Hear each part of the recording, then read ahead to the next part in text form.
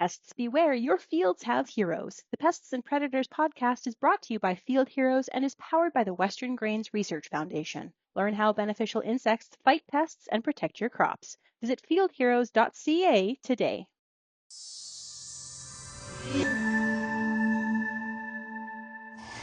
Sean Haney here with RealAgriculture.com and Real Ag Radio, Rural Radio 147, Sirius XM, and joined right now by Devin Mogler, who is the CEO of the National Oilseed Processors Association based out of Washington, D.C. Devin, how are we doing? Doing great. Thanks for having me. We're hearing a lot right now.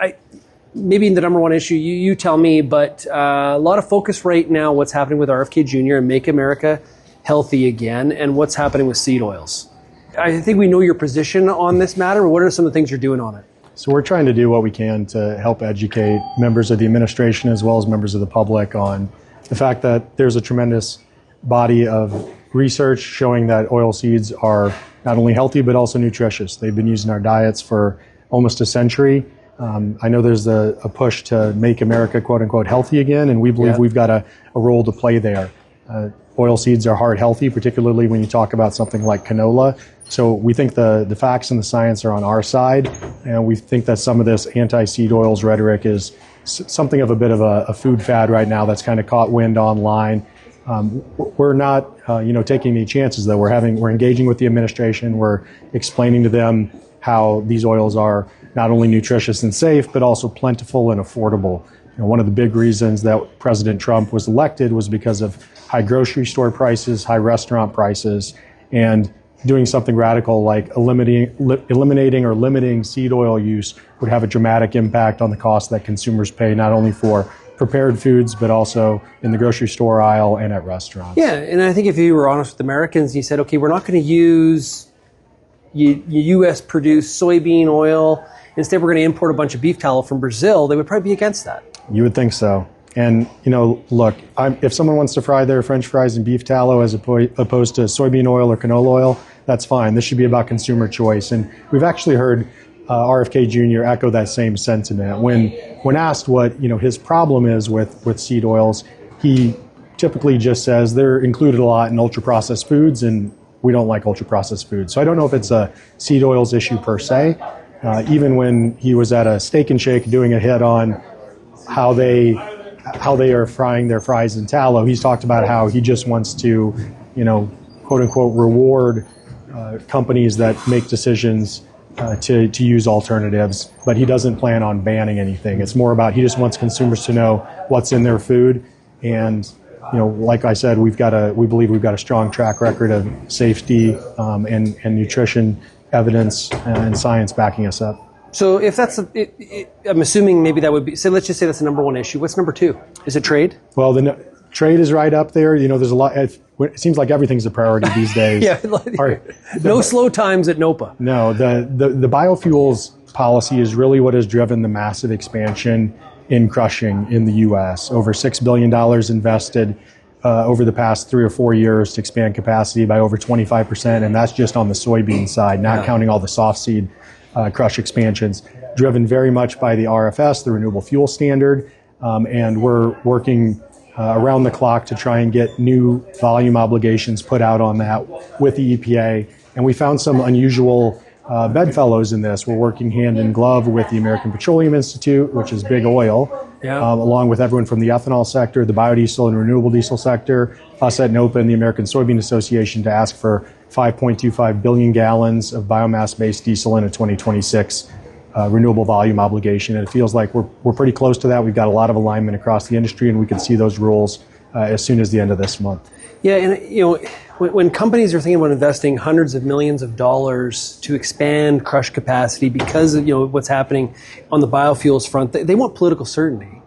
And I think a lot of, I was talking to the RFA earlier, Jeff Cooper, and we were talking about how, the Trump administration is pro-biofuel, but that's at 100,000 feet. We need to get down to the 25,000 feet now. Yep. I do think that it's been a bit of a sea change from the last Trump administration. I was out here working in the Senate and then on ethanol policy during Trump 1, and it was trench warfare between biofuels and big oil. Yeah. And since then, a lot of the major petroleum companies have invested not only in renewable diesel capacity, but also even in some crushing facilities. So they're a lot more integrated into this side of the supply chain, so we've got a lot more alignment when we're working on an issue like this. So us being able to go in as a group and all go to EPA and USDA and these other agencies, including the White House, and say, we're all aligned on our ask. It's refreshing to them because they remember some of the headaches they had to deal with this policy issue in the past. Not to say that we're entirely aligned on every issue, but it feels like we've certainly come a long way over the past 8 years. Yeah, when I talk to the pork producers or NCBA, we talk about the integrated supply chain and just how, the Canadian and the U.S. market are very complementary to each other. What about the crushing market? You would have a lot of common members between NOPA and COPA. How do the two sides work together? We collaborate very closely on policy, including on trade policy, including on some of the low carbon fuel standards that are out there. We're always comparing notes when California is looking at making changes, like they recently proposed to cap vegetable oil inclusion in biomass-based diesel at 20%, and requiring new sustainability and traceability guidelines. So we work with them on that. And when it comes to trade across the border, as you mentioned, it's very integrated, and we view that when we're talking about, supporting domestic feedstocks, what we really mean is North American or USMCA feedstocks. So when we're looking at a tax policy, we're okay with having canola oil from Canada coming in and qualifying for a fuel credit here in the U.S. We're more concerned about tallow from South America, or quote unquote used cooking oil coming in from Asia that's displacing our homegrown feedstocks. Yeah, because there was, in the last administration, in the Biden presidency, there was some talk about, there being a push for domestic feedstock only.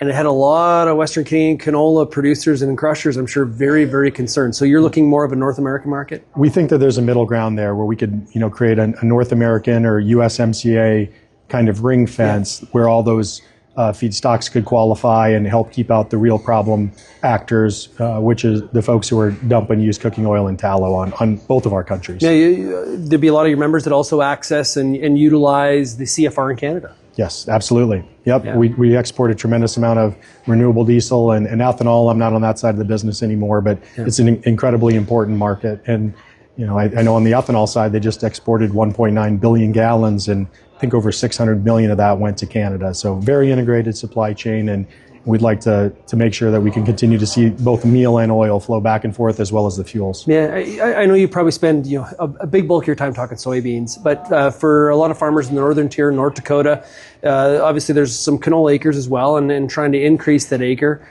How does that factor into all these discussions? Well, look, we want to see growth across the board. We represent not only soybean and canola, but safflower and flax, et cetera. So we want to see expansion of softseed as well as soybean crushing and canola. So we're supportive of all of it. We believe that getting the biofuels policy right is a rising tide that will lift all boats. What do we do with all the meal? That's a great question. I mean, my family feeds fair to finish hogs, and they certainly like the cheap meal prices, but it's putting pressure on margins. It's certainly helping our domestic livestock industry, but we need to find new markets. We need to expand some of those existing markets that we already have, particularly in Southeast Asia, that are taking a lot of their meal today from South America. And I think there may be an opportunity in some of these trade negotiations where they've kind of all been forced on us. There may be an opportunity to go to some of these countries and say, hey, if you're looking to help out your trade surplus with the U.S., you could take some of this meal off our hands. That could be a starting point for negotiations as they're trying to get their way around some of these tariffs that have been put in place. Great stuff, Devin. Thanks a lot for joining me today. I appreciate it. Thanks for having me.